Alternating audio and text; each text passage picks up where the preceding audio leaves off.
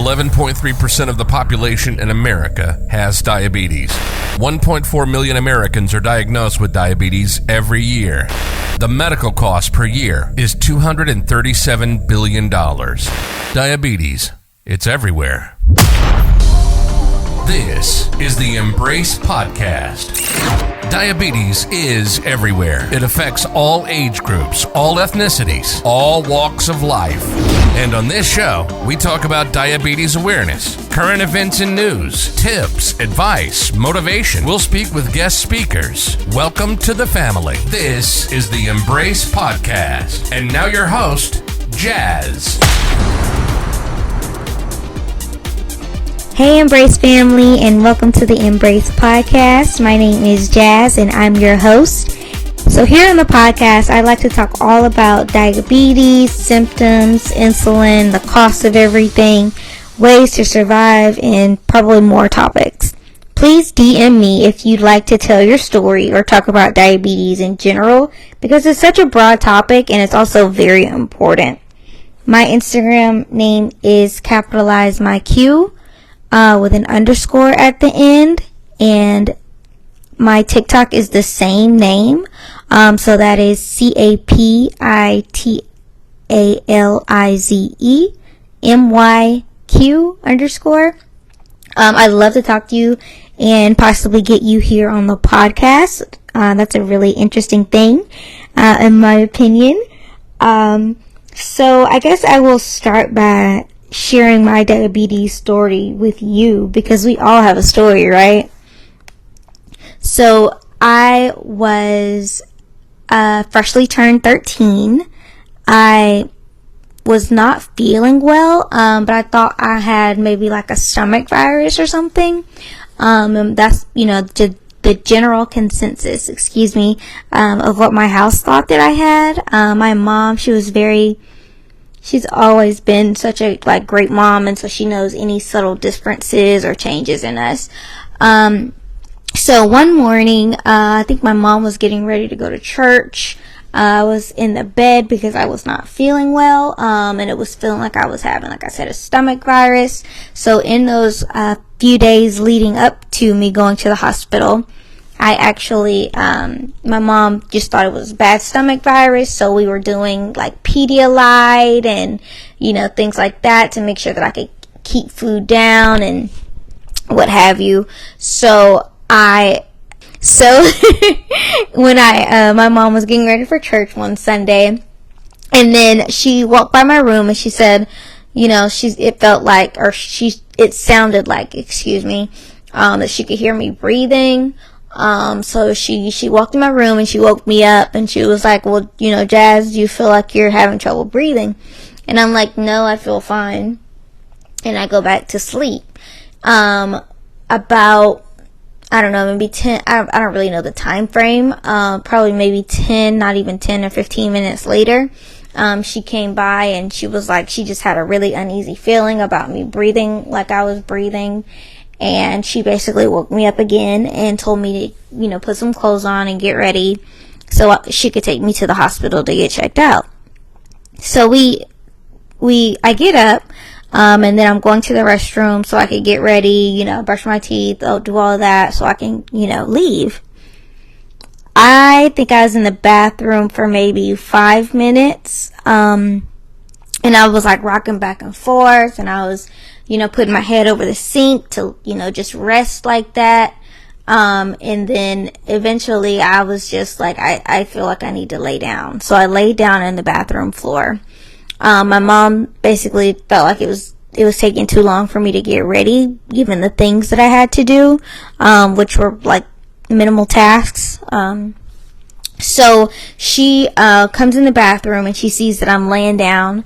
And so she calls my brother over.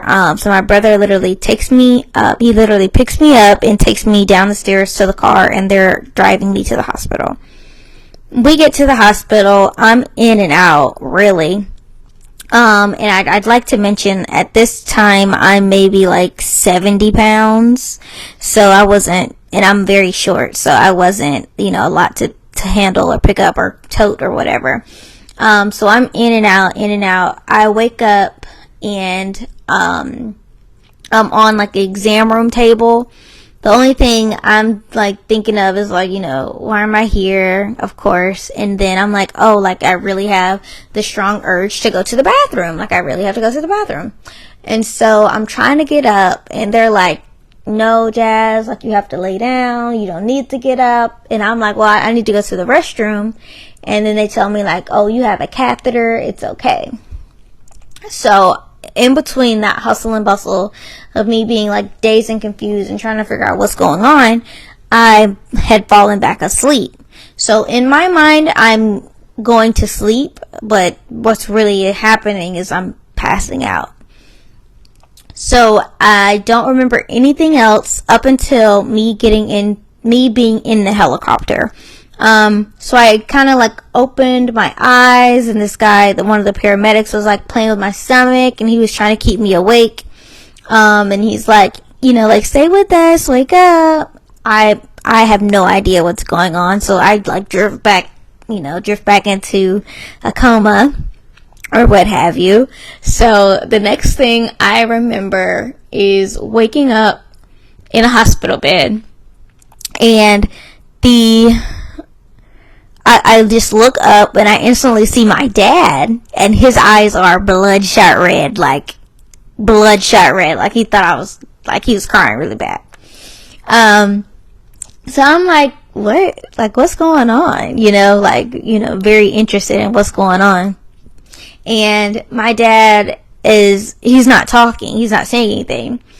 And so I look around, and I see my mom, and she's like staring at me, and I'm like, what is going on? So that was very interesting and very, kind of upsetting to not know what's going on like that.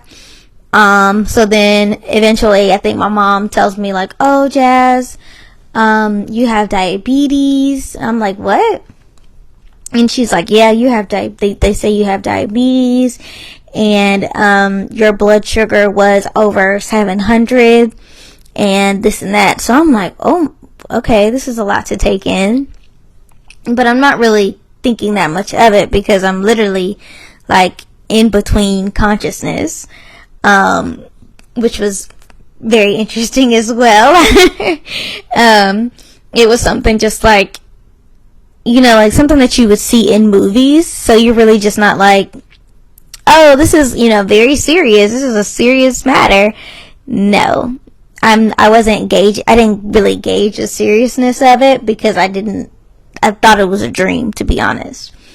So a couple days later, they're, giving me insight on diabetes, and I'm having to have like not like a trainer, but, I'm getting trained on like how to take my blood sugar, how to give myself insulin. I had to go through like some classes at the hospital that I was airlifted to. Shout out to Eggleston in Atlanta, Georgia. They are amazing. They took care of me up until I was almost 19 years old. They are the bomb. And it's a wonderful place to be if you ever have to go to a hospital in the Atlanta area. So that's my story.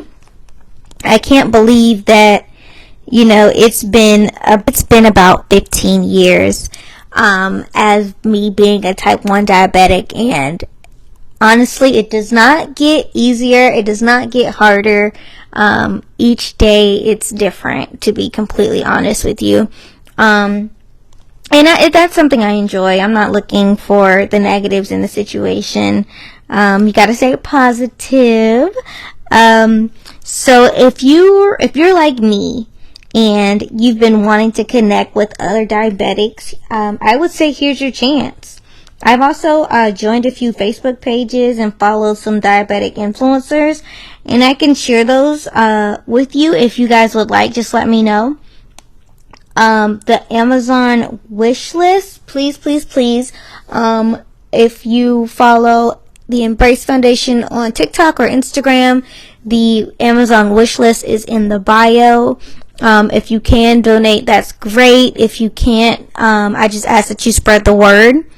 It was really great talking with you all for the first time, and I just like to officially say welcome to the Embrace Podcast. Thanks. Bye. Thanks for listening to another great episode of the Embrace Podcast with Jazz.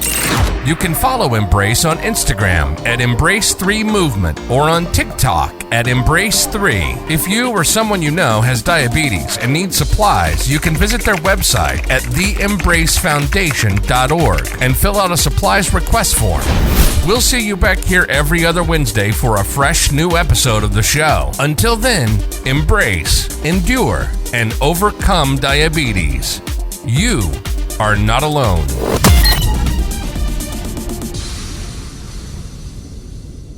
Ooh-wee. What a fantastic episode. I might just have to replay that again. That was amazing. Thank you so much, Jazz. Guys, I just want to hop on here really quick. I am Brandon, your founder of the Embrace Foundation. I just want to say thank you so much for listening to the episode, enjoying this new season of Embrace Podcast with us, getting into it with us. We're going to find new ways on how to best manage our diabetes together. We're going to get motivated together. We're going to get inspired together. We're going to find out new things together. We're going to learn about all the current events happening in the diabetes space, okay? We're going to do it together. You are not alone. You have an entire community of not only Embrace, but the diabetes community who are all dealing with this together, right? This is a challenge. This is the next challenge of our life.